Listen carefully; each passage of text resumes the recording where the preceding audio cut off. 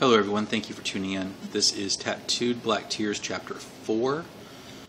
And this chapter, I will admit, feels a little thrown together because when I was writing I actually skipped ahead of it and then I came back to fill it in. So it might seem a little rough. For that I apologize. Here we go. We leave Philippe in the street and do not talk about him the entire way to my car. When we reach the elevator, Elodie can't help but start laughing. I look at her out of the corner of my eye. She starts imitating how Philippe looked, how he was trying to be so suave and gallant. She has me laughing in seconds. "Stop it! Stop it!" I manage to get out. "Dooriya," she says, full of mock awe. I'm laughing again. "Stop it! You're going to make me smear my makeup." We manage to calm down to just giggling and linking arms as we walk to the car. And then we stop laughing. "Merde," Elodie swears softly. Elijah is standing by my Honda. His motorcycle, a loud and ugly thing that he has mounted a horse skull to, is blocking us in. He hasn't changed from last night, and I once again wonder if he owns any other clothes or if he even sleeps. He always seems to be active. People I've asked have spotted him awake and around at all hours of the day. It's one more thing he refuses to tell me about. "What can I do for you?" I ask him. "We need to talk about the Nealon case," he begins. His accent draws out all the A's in his words. "We are in a parking garage. Why are you wearing sunglasses?" Elodie asks him. Elijah looks around the lot. Then he shrugs and takes the glasses off. I notice that there are some white scratch marks on the rims. "This isn't a thing. This is just a bit of information I need to pass along to you. Mrs. Nealon can give me information on her own. She's my client now, Eliyahu," I say. Maybe pronouncing his name correctly will emphasize that I do not need him meddling in my cases. "This doesn't come from Mrs. Nealon," Elijah says. "Flora's boyfriend was just arrested. They took him to booking, and it took 5 officers to carry him into a cell. He kept caterwauling so loud that eventually they decided to move him to Claremont." That's interesting. Sometimes spiritual possession, or people terrorized by spirits, are misdiagnosed as schizophrenics, rather than given a proper exorcism. One must simply adore the advantages of living under the reign of secular materialism. "Thank you," I say, acknowledging what it is he's implying. "We'll be careful. Purple bottles," he says. "I know, Elijah," I say as I move past him. "And get a confession, and say your prayers of protection." "This isn't my first case, Elijah," I snap at him. "Please, wear this saint's medallion." "I can take care of myself, Elijah," I snarl as I put my keys in the door. "I know that," he says to me. "But I was talking with Elodie." I blink. I look at Elodie. She seems as stunned as I. Elijah holds out a saint's medallion. It is strangely made. It's not gold, nor silver. It doesn't seem cheaply made either. One of Elijah's many pouches is open. He was carrying this for Elodie? He hands the medallion to her and she takes it. "It's heavy," she says, "and it feels... wow." She looks at him strangely. "Where did you get this?" "That's not important. Just wear it, please." Elodie purses her lips. Then she says, "Oui, I will." This seems to relieve him. He actually lets out a breath, and his shoulders drop in relief. "What the hell?" He says to her, "I'm a phone call away." I keep my mouth shut. Why is he playing Lancelot to her? A thought occurs to me that maybe Elijah thinks that Elodie is helpless and needs protecting. But that does not make sense. Then I wonder if it's that she's more attractive than I. She is. She could be a model. She has expressive green eyes and freckles that accent her beauty. With her long blonde hair and trim figure, she could stalk down any runway. And she is white. Could he be racist? I've never seen him be overtly so, but he is from Georgia. The bitch he was married to before he met me was a white girl, and blonde, and trim. Shit, that has to be it. Elodie is more his type. But then why did he date me? Elijah seems satisfied and gets on his motorcycle. With a quick kick of the starting lever, it roars to life and he cruises out of the parking garage. I slide into my car and I fume. Elodie gets into the passenger side and closes the door. She looks at the medallion. I glance at it and see wings and a fiery sword. St. Michael the Archangel, defender of the faithful. The entire thing is a shiny golden color. Yet it's not gold. I start the car. Elodie puts the medallion in her pocket and asks me, "What the hell was that?" "I don't know," I admit tersely. Is this some strange mind game between the two of you?" she asks me. "Not on my part," I say.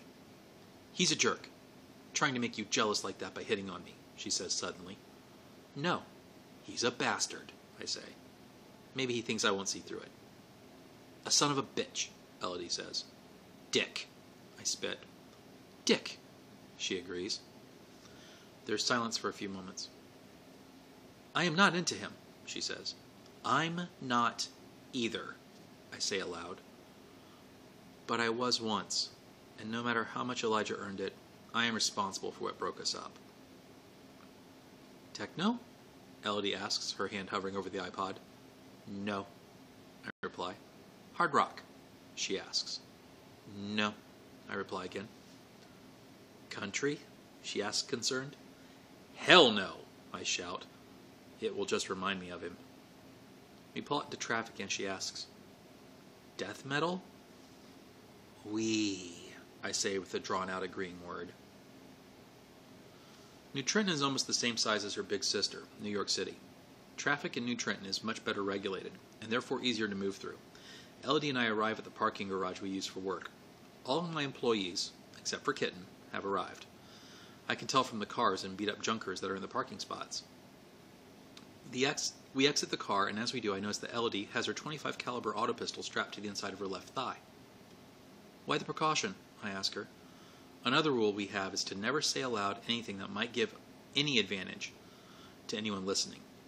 Parabolic mics have extended their range and clarity greatly. "After the club incident last night, I thought it best to be equipped with whatever we might need," she says.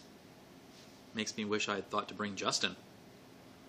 Justin is my .38 revolver. I call him Justin because when people hear him sing, they want to go away. I know, it's a bad joke. But then again, so is Bieber. "I thought about Francois," she says, "but I decided that Alberto and Michela would be better suited for our business."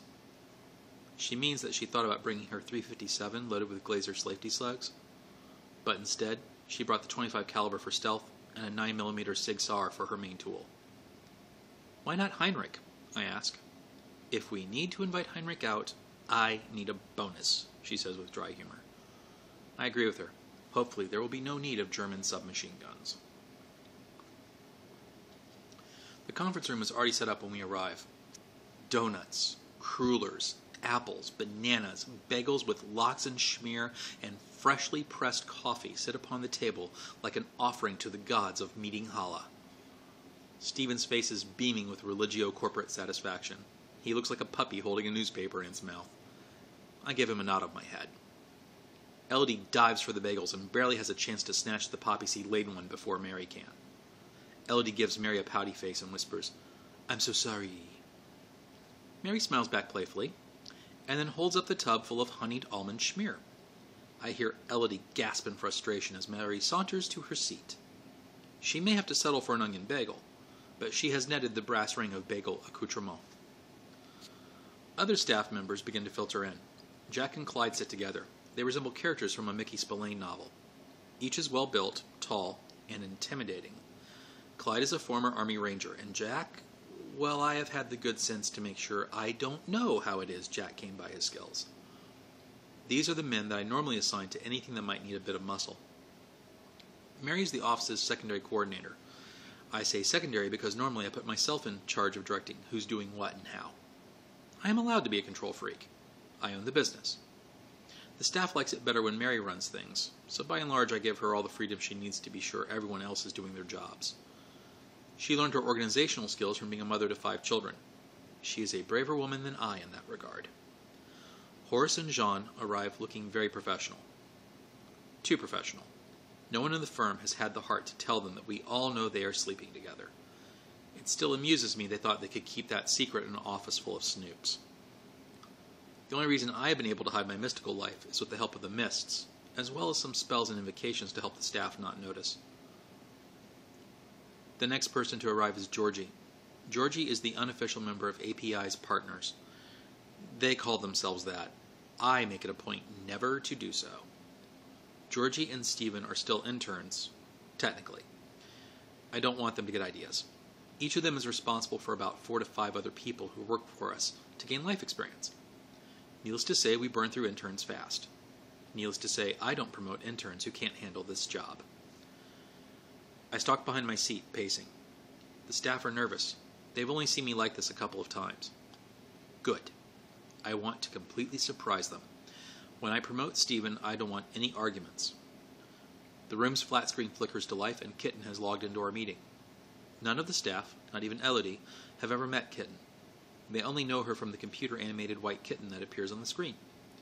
She wants it to stay that way. Hackers. They all want to be Batman. How I Met Her Nagoya is actually a very funny story, and one I am glad no one else knows. Thank you all for being here, I begin. Let's begin today's staff meeting with a list of things we have done correctly. I almost always start a bad news meeting or a we have a special case meeting this way. I find that it helps to remind the staff that what we do is very serious and there is no margin for error. Expenditures are down, Sean begins. So is revenue, I counter. We had a slow start this month, but Jean and I have a new case this week. Nothing glamorous, but it will pay well. It is an insurance adjustment investigation, Horace offers up. He is trying to placate the moody goddess boss with this proffering.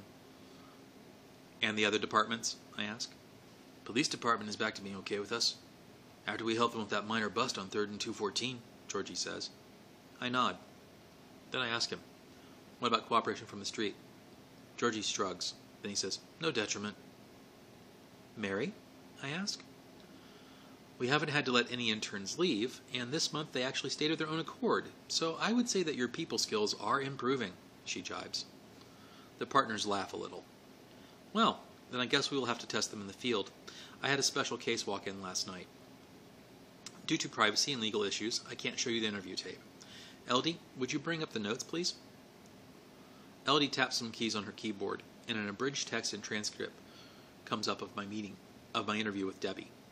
I proceed to inform the partners of everything they might need to know to help me track down Flora. That she was a teenager who argued with her mother over teen angst and a boy. That the mother is rich and has no idea where Flora is. And finally, that the police have dropped investigating due to manpower reasons. Then I start assigning people tasks. Mary, you and Stephen are in charge of running our investigations. I do need some information for this special case. First, I need Jack and Clyde to get some information about the area around Miss Deborah Nealon's home. Are there any concerns such as strangers in the area, etc.? Also, if there are any security cameras or electronic surveillance that can aid us. I want Kitten to research all the web data, intensely, about the Nealons, their friends, and their family. I only had a chance to do a cursory search last night. I also need Georgie to find out any more about the criminal elements near or dealing with the school. If Flora ran off with a bad boy, I'd like to know whose crew we are putting the screws to. Horace and Jean will take over Elodie's caseload while we are on this. Are there any questions? Kitten's avatar lets out a, yeah. Yes, Kitten, I answer. When you say intensive, how intensive do you mean? She asks. If you get caught, well, shingata ga nai, anata wa wakarimasu ka? I reply. The staff trades looks. I just told Kitten she could step over the legal limits of internet laws. Hi, she responds, and her kitten avatar suddenly dons samurai armor and does a little kowtow. Okay. I will call this group every morning at 9 a.m. and every evening at 7 p.m. for updates of cases and businesses. Dismissed. Everyone begins to get up. Oh, and Stephen, Elodie has some forms for you to sign, something called a 1099 form. She'll also be giving you some instructions on passwords for the computer system. Everyone is silent, and then the noise begins. Horace and Jean let out high-pitched, gay men stereotypical squeals of delight. Mary just shakes her head and begins playfully grumbling. Kitten's avatar is dancing with a fan that has a red dot. It is dressed as a sumo wrestler, complete with the loincloth-looking thingy they wear. Behind the little white cat, koi fish wearing strange black hats are swimming and swastikas are exploding. I swear, the Japanese are weird. I will never understand them. Speak the language? Sure. Understand why they do what they do? No way. Stephen looks at me mute and stunned. He can't believe what he has just heard. Everyone has joked about for the past 2 years that he would never get hired and that working for me is an unrecognized vow of poverty and obedience. I think he's going to cry. What is it with white boys and crying? Eliyahu doesn't cry. Stop it! I wait until everyone is gone, then I close the conference room and close the blinds.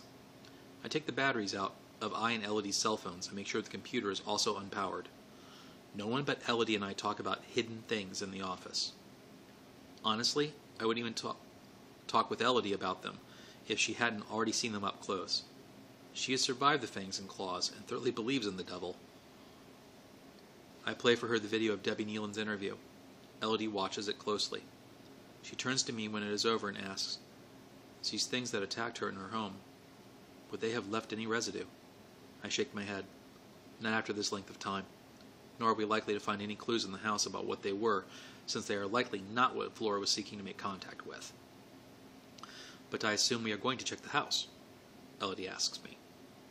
"Eventually. But Elijah's lead about the boyfriend being taken to Claremont is the first stop. Then the police station to see their files if we can," I say. Elodie makes a face. "What?" "It sounds like we have a lot of running around to do today," she remarks. "C'est la vie." "You were hoping for a lazy day on the beach?" I tease her. "Non," she says with a slight pout. "I was hoping to make page 400. "Sweet grasses of Pamont, you are thinking of the damn novel?" I ask. She shrugs her shoulders. "Fang boys must be some dark, evil, eldritch enchantment from the black beyond, woven by tentacled monsters that live in a non-Euclidean and non-literary space. Nothing human could be this popular." "Tell me it is not on you," I exclaim. Elodie looks chagrined.